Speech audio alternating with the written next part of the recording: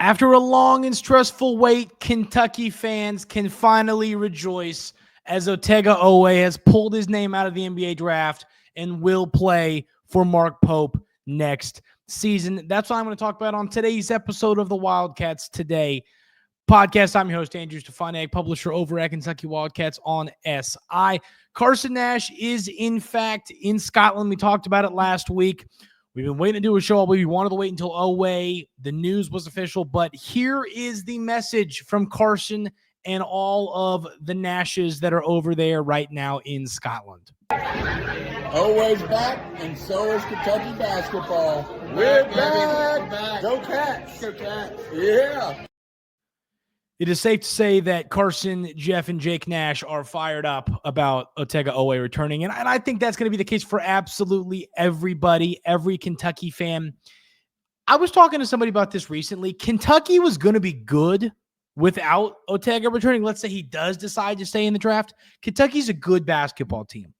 With Otega Oweh on this 25-26 Kentucky team, it's a top 10 for sure, arguably top 5 team in the nation. Mark Pope has two of everything on this roster. He can do anything he wants at every single position.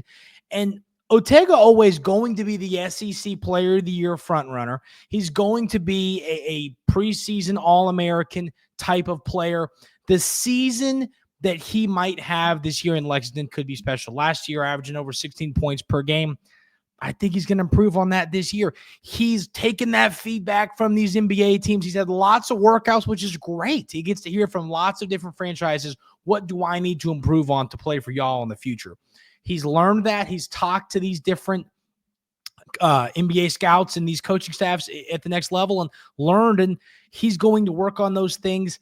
There's a world where Otega Oweh averages 20 points a game next year. He's going to average what he did last year or higher. He's not going to go down. This team, and honestly, some might say, well, Andrew, this Kentucky team is so talented. Do you think it could affect how many points per game Otega Oweh scores? I get for the folks that might say that, but at the end of the day, this Kentucky team is more talented, and it will create opportunities for Oweh to score more. And at the end of the day, his clutch scoring is something that every single college basketball coach wants on their roster. I mean, think back to the Duke game. Think back, of course, to the 2 Oklahoma matchups. Otega Oweh was clutch down the stretch. There were a lot of games that reminds me here at the house, all my buddies, we'd make our bets, and we'd have Otega Oweh to score 15 points, and we go, man, Amari Williams rebounds looks good. This all looks good, but Otega's only got 4 points. And then you'd go, oh, well, he scored 19. How'd he do that? He's a finisher. He's a second half player. And you need guys like that to be successful. And Mark Pope has one in Otega Oweh. And I think everybody believes that Otega Oweh has an NBA upside. He's got some things to work on. He's got that hitch in his jump shot. I think NBA teams are going to want him to work on that. He's got to speed that up a little bit. He shot a solid number from deep last year, but I think NBA teams are going to want to see more consistency. But he's an athletic freak. He's a great defender. He is probably the best player in college basketball when it comes to getting to the rim. He's going to be a star this year, and I think he's going to take his game to the next level. I mean, these next handful of months from now until this time next year, he will be spending time improving on those things to make himself NBA ready, while also trying to bring number 9 to the great University of Kentucky. So huge addition. I mean, and now your team, you look at this roster, seriously, I mean, to reiterate my point, you have 2 of everything. Jalen Lowe pulls his name out of the NBA draft. He's going to be a great point guard. He's going to improve on that efficiency. You've got Otega Oweh, who's going to be an absolute star. In this backcourt, you've still got Denzel Aberdeen, Colin Chandler, Cam Williams, Jasper Johnson. This backcourt is going to be so deep. I mean, last year we talked about it. You deal with so many injuries all season long. This season, if you were to deal with an injury, you have so much depth. Obviously, we were hoping not to have to deal with that, but you're so deep. I mean, last year's team was affected so heavily by losing Kirk Reeson, by losing Jackson Robinson.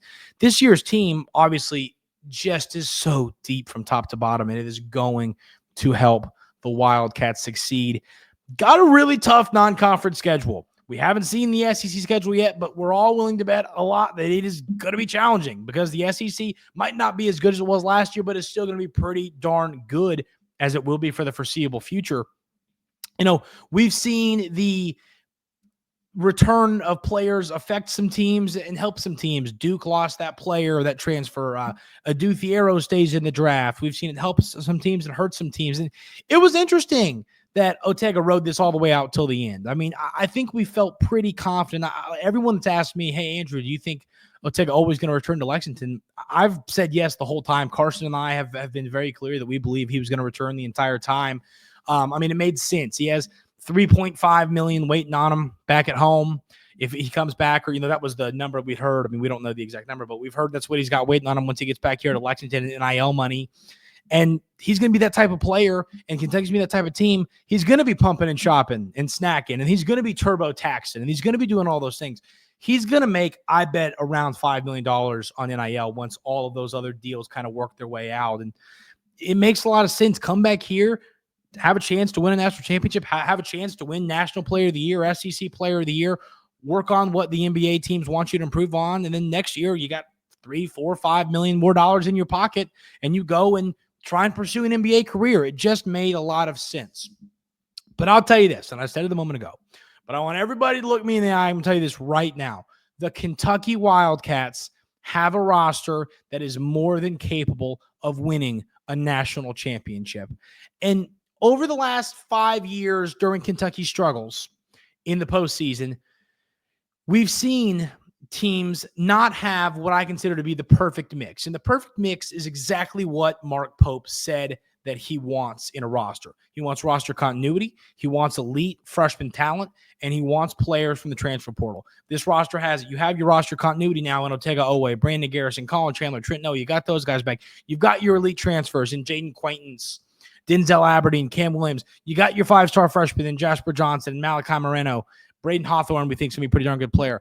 You have every piece of the puzzle you need to put together a championship roster. You're deep in the front court. You're deep in the back court. You can shoot. You can defend. You can rebound. Every aspect the Wildcats struggled in last year, winning the 50-50 balls, rebounding, giving up second chance points. All of those things this roster should improve on this year. It's going to be a special season for Kentucky. And like I said, this Kentucky basketball team, if Oweh left his name in the draft, was going to be good. It was going to be a top 10 team, top 15 for sure, top 10 team in college basketball. I believe this team is more than definitely inside the top 10 now, and you could make the case that this is a top 5 team.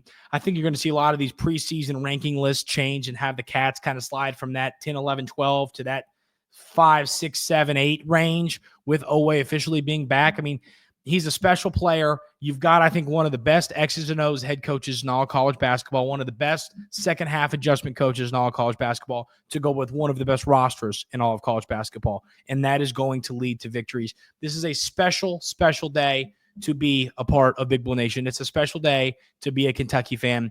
This basketball team is going to be elite. We all know, I mean, basketball is a special part of living in Kentucky and growing up here and loving it. Or if you just went to college here, basketball brings people together here. And this team is going to be special. This team has a chance to win it all. They're going to be fun to watch. It's going to have everything you want. Players, during the Calipari era, there was, of course, the turnover in players every year where you kind of had to get to know a new roster, which was fun, and they were successful, and it was enjoyable. But, I mean, there's something about Oweh coming back and Garrison coming back and Colin Chandler and Trent Noah and returning these guys, bringing in your transfers, your recruits, your Kentucky kids, and Moreno and Jasper Johnson. This is a special, special roster. The Kentucky Wildcats can win a national championship. Kentucky's back, baby. And Mark Pope has done a heck of a job in his short time. I guess over a year, we'll still call it a short time in Lexington, Kentucky. This program deserves to be top 10 at the start of every single season, and Mark Pope is going to have them there for the foreseeable future. It's a special time to be a Kentucky basketball fan. That's going to do it for today's episode of the Wildcats Today podcast. Carson will be back here soon. They're having a great time in Scotland, it sounds like, so he'll have lots of stories for us when he does get back in town. Really appreciate y'all being here today. Hit that subscribe button if you're new here. If you haven't already, we'd really appreciate that. Helps us out, Carson and I, a ton. Helps the show out. Hope everyone has a great rest of their Wednesday, and we will see you next time right here on the Wildcats Today podcast.